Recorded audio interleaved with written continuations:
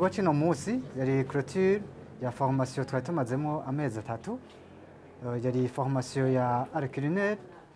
Rero ino munsi twariko turashyira ku mugaragaro ibyo twari tumaze mwo icyo gihe cyose dukora. Franck ni entreprise ijeje ibijyanye no gukinjika, hanyuma ikaba yaje gufasha abajene canke abakuze mu bijyanye no gufungura.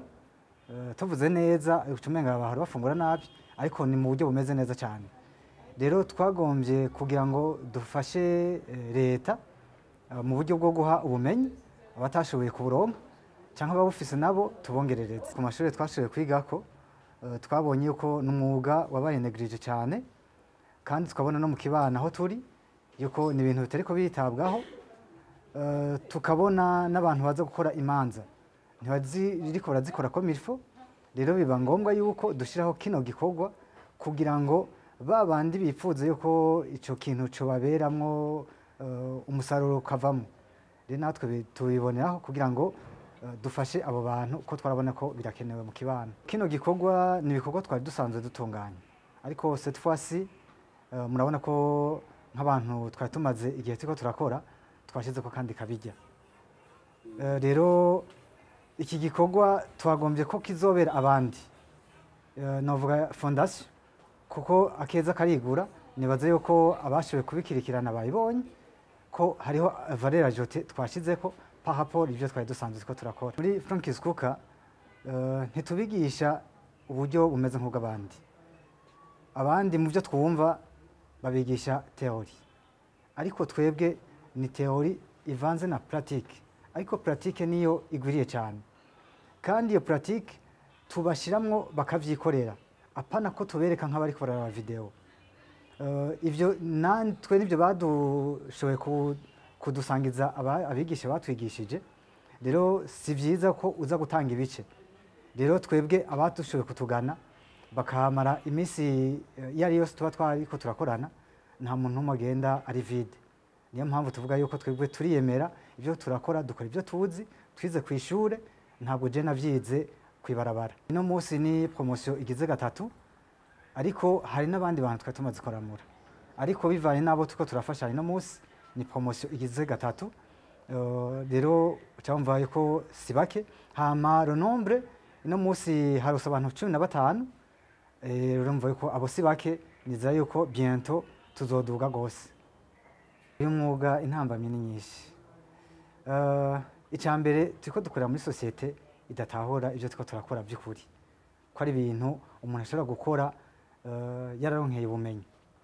Rero ico kugira ngo kuremwo ako kahise canke ngira ngo nakazoza abo bantu biragoye.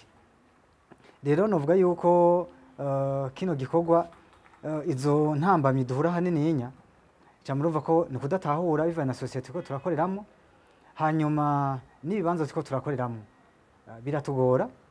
Kugira ngo ukorere mu kibanza kimeze neza bigusaba ko ufise uburyo bwinshi, ariko turiko turabigerageza. Hanyuma ikindi nuko hariho ama-accident yo mu gikoni, aho hose nta ma-assurance abahari. Rero izo ntambamye si nkenya, burya ni nyinshi cyane. Ushobora kwitema intoki zikaba zabaye uri kimuga, umuntu arasha.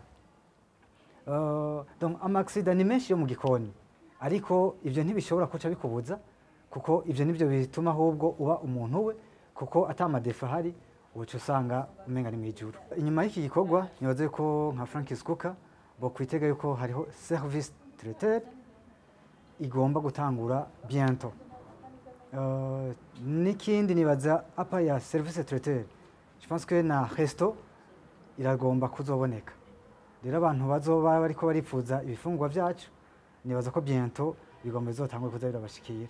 Jewe ibijanye no gukinjika ndiko ndafasha ubwa mbere abajene n'abakuze, kandi ko ndaterera n'igihugu kuzanamwo amafaranga, ko aba bantu je ndariha ikori, hanyuma n'ivyo ndiko ndakora naho nyene biradandazwa, abantu bakiyungunganya mu buryo butandukanye. Nizera yuko rero igihugu ntikizoshobora kwahombera, ahubwo kizohungukira. Ucumva ko ibyo turiko turakora igihugu kizoprofita. Bientôt nibaza ko nzotumya ko ikijanye no kugira ngo promoting igihugu mu bijanye na art culinaire. Rero niyo haza abandi bantu bavuye hanze, de devise zizoboneka zigwiriye gose kugira ngo tubandanye twisununura. Urabona ko n'aya madevize tuyakeneye. Icyo nsaba leta hanini ni kibanza, ko James kibanza ivyari bisigaye vyari bisanzwe, hanyuma no kutworohereza kuko rimwe na rimwe hari igihe dushobora kurondera materiel ziva hanze ziba zizimvye, rero bitabaye biri exonere biratugora kukuntu tubidedwana biba bizimvye cyane gose. Nibaza yuko nkatwe turiko turagerageza gutunganya imigambi mito mito, bari bakwiye kudukurako izo nzitizi z'ayo makori, kubera ico bituma nabo bandi two turafasha bizimba gose. Uwo dukenera ubwa mbere turafise imbuga zitandukanye: Facebook, Instagram, TikTok, YouTube, ni Franck Iskuka. Hanyuma turafise na telefone ni 79 149 703. Ikibanza naco turakorera mu Kigobe uciye kuri PAF avenue Kivyeyi numero 35, nakabarabara kamanuka kagenda kuri top 1 ni pave, urupangu rugira 4 ni à droite.